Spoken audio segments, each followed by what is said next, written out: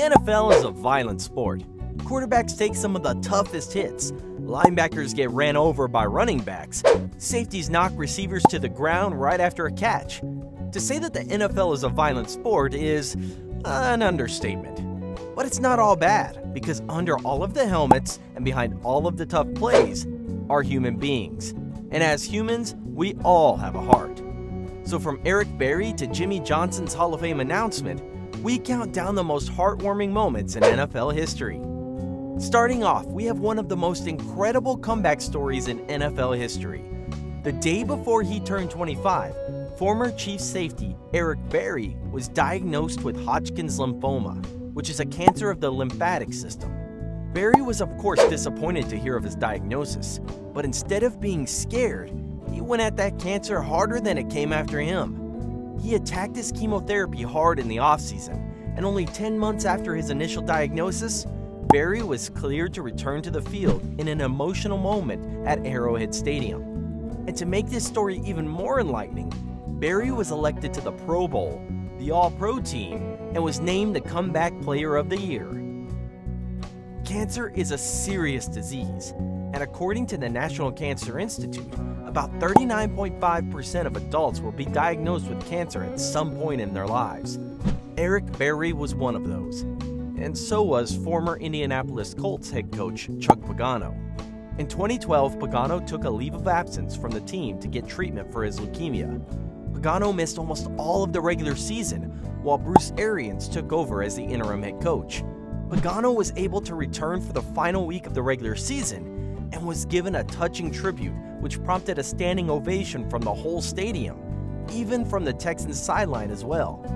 After the game, Pagano said, "The best medicine that I received was just watching them play week in and week out." Talk about a true coach, still caring about his team while undergoing his personal hardships.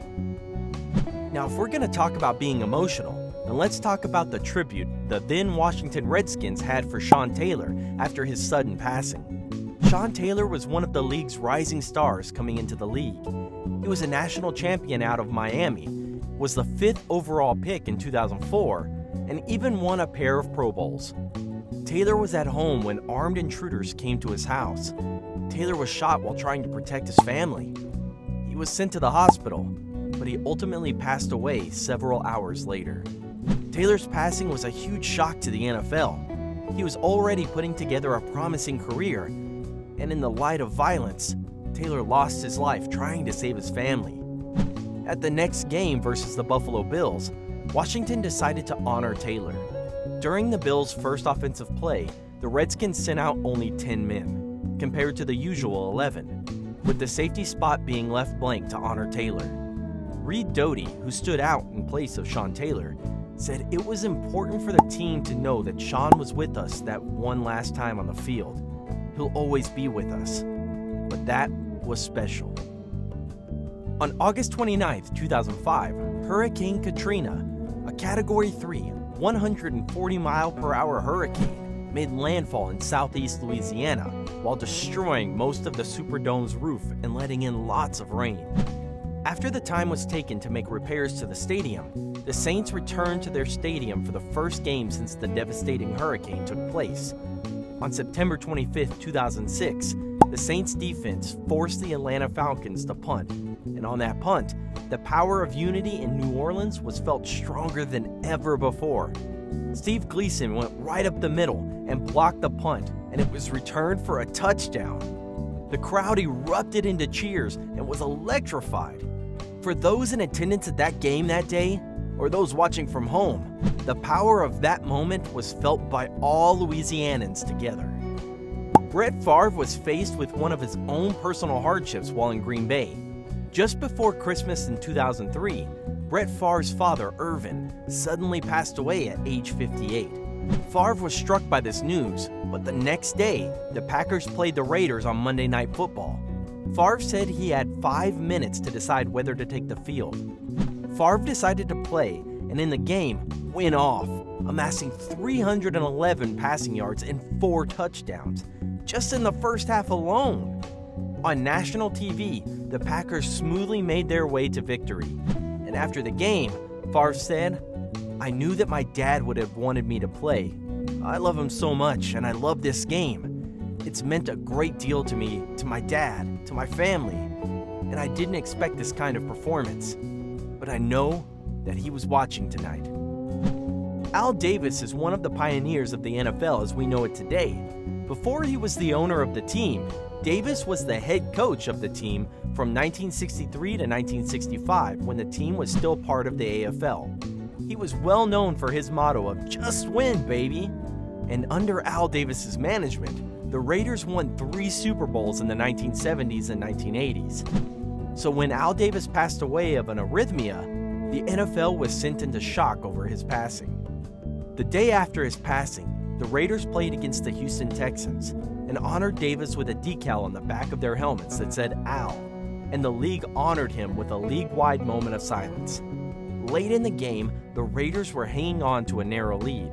The Texans were approaching the Raiders' end zone, and on the next pass, Matt Schaub threw a pass intended for Jacob Jones.